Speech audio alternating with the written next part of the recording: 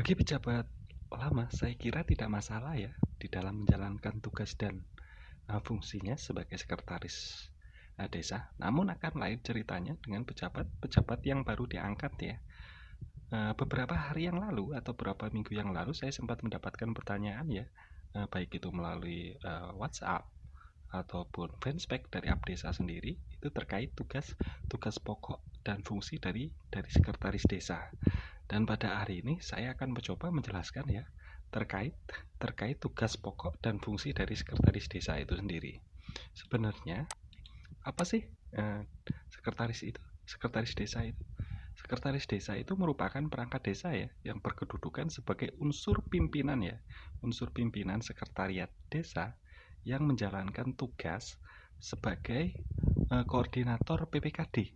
Sedangkan PPKD sendiri itu merupakan pelaksana pengelola keuangan desa.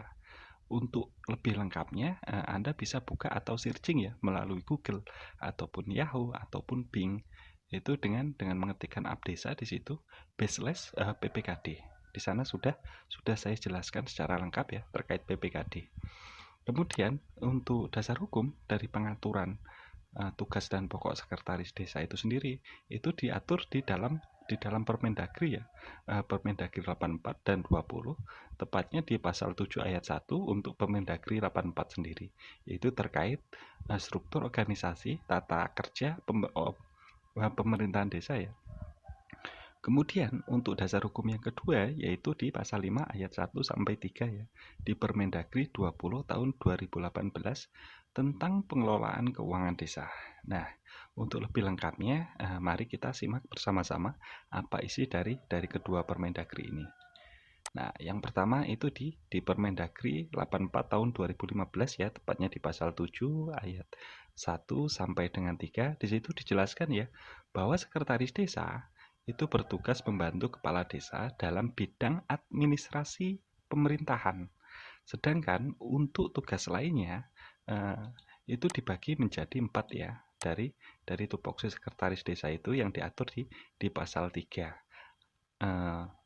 Huruf A sampai dengan huruf D ya. Yang pertama itu melaksanakan urusan ketatausahaan seperti tata naskah ya, seperti tata naskah, kemudian administrasi surat menyurat, kemudian arsip dan ekspedisi.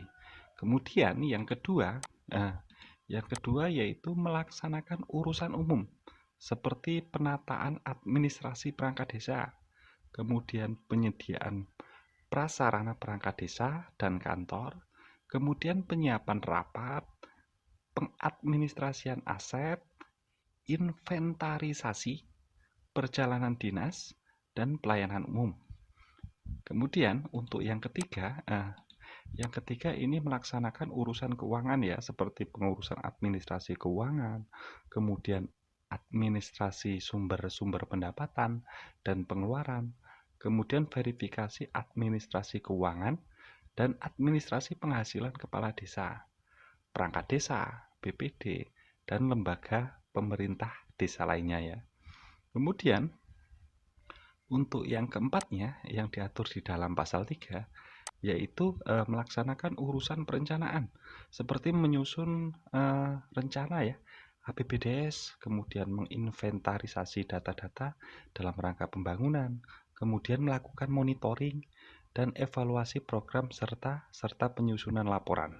Nah, ini yang termuat di dalam pasal 3 Permendagri 84 tahun 2015 ya, untuk tupoksi di struktur organisasi tata kerja dan pemerintahan desa. Kemudian untuk yang kedua di dalam hal pengelolaan keuangan desa, apa sih tugasnya?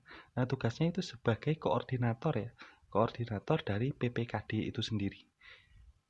Di sini dijelaskan ya, di pasal 2-nya itu untuk tugasnya itu ada 6.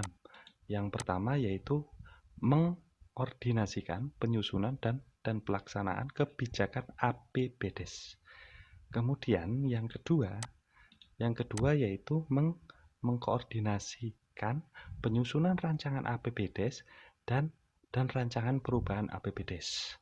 Kemudian untuk yang ketiganya Yang ketiganya itu mengordinasikan penyusunan rancangan peraturan desa tentang APB desa, kemudian perubahan APB desa dan pertanggungjawaban pelaksanaan dari APB desa itu sendiri. Kemudian untuk yang keempatnya yaitu mengordinasikan penyusunan rancangan peraturan kepala desa tentang penjabaran APB desa dan perubahan penjabaran APB desa itu sendiri ya. Kemudian untuk yang kelimanya yaitu mengordinasikan tugas perangkat desa lainnya yang menjalankan tugas PPKD ya. Dan yang terakhir yang termuat di pasal 2 yaitu mengordinasikan penyusunan laporan keuangan desa dalam rangka pertanggungjawaban pelaksanaan APB desa itu sendiri. Kemudian ada tambahan lagi di pasal 3-nya. Di pasal 3-nya itu ada tambahan 3 ya. Yang pertama itu melakukan verifikasi terhadap DPA, DPPA dan DPAL. Ini tugasnya sekretaris desa. Kemudian yang keduanya melakukan verifikasi terhadap RAK desa ya, rencana kas desa. Ini merupakan tupoksi dari sekretaris desa itu sendiri. Kemudian yang terakhir sekali yaitu melakukan verifikasi terhadap bukti penerimaan dan pengeluaran APB desa. Nah, mungkin hanya itu ya yang bisa saya jelaskan terkait dari tupoksi sekretaris desa itu sendiri. Mungkin untuk lebih jelasnya sebenarnya sudah saya tuliskan ya di situs Updesa. Dan apabila rekan-rekan mempunyai pertanyaan lebih lanjut terkait tugas sekretaris desa, bisa mengetikkan ya di kolom komentar.